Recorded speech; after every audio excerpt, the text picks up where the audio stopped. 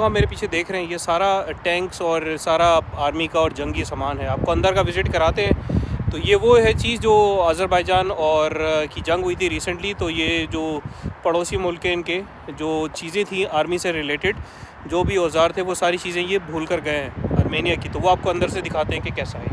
ठीक है, हम पैदल वॉक करते हुए जा रहे हैं पार्क की तरफ। ये इन्होंने अपनी ज़बान के अंदर पार्क का नाम लिखा हुआ है और ये फेंस है। फेंस के अतराफ़ में सारा जंगी सामान हमें वैसे भी नज़र आ रहा है। और इसकी अगर हम दूसरी साइड देखते हैं, जो कि बिल्कुल इसकी राइट साइड है, उस पर अगर मैं आपको दिखा सकूं 360 पर कैमरा घुमाकर, जी हाँ, तो ये है कैस्पियन सी, जो कि बड़ा एक तारीख़ी समंदर था। गाइस ये आप लोग देख सकते हैं सारे, ठीक है।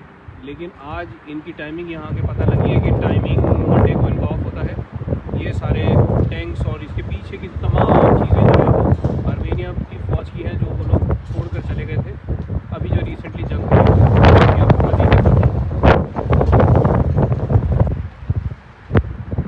ये देखें, यहाँ पर अनफॉर्चुनेटली मंडे ऑफ है इनका और हमने आज विजिट किया है। इसको कहते हैं, ये जगह है मिलिट्री ट्रॉफीज पार्क।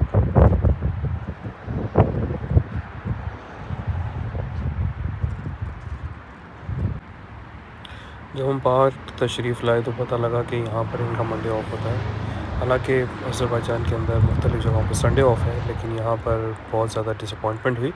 लेकिन चलें, हम भी हमारे पास भी जुगाड़ हैं, तो हमने फिर डिफरेंट तरह से वीडियोस बनाना शुरू की, जो आके आपको तफसीलात बताते हैं।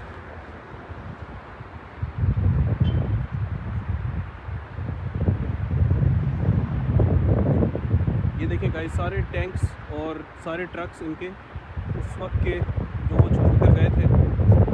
जो जंग है, आप सबको पता है कि वो अज़रबैजान ने जीती थी।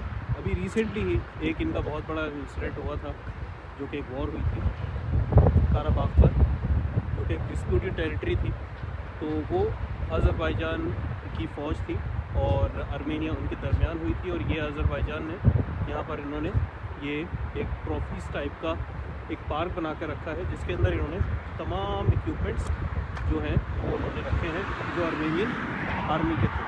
तो ये मैं आप लोगों को दिखा रहा हूँ और बड़ी ये एक हिस्ट्री है इसमें इनकी, और ये अपने आने वाली नस्लों को, अपनी जनरेशन को इसके बारे में अपडेट करना चाहते हैं। तो ये सारी वो चीज़ें थी जो मैंने आपको बताना चाहूँगा।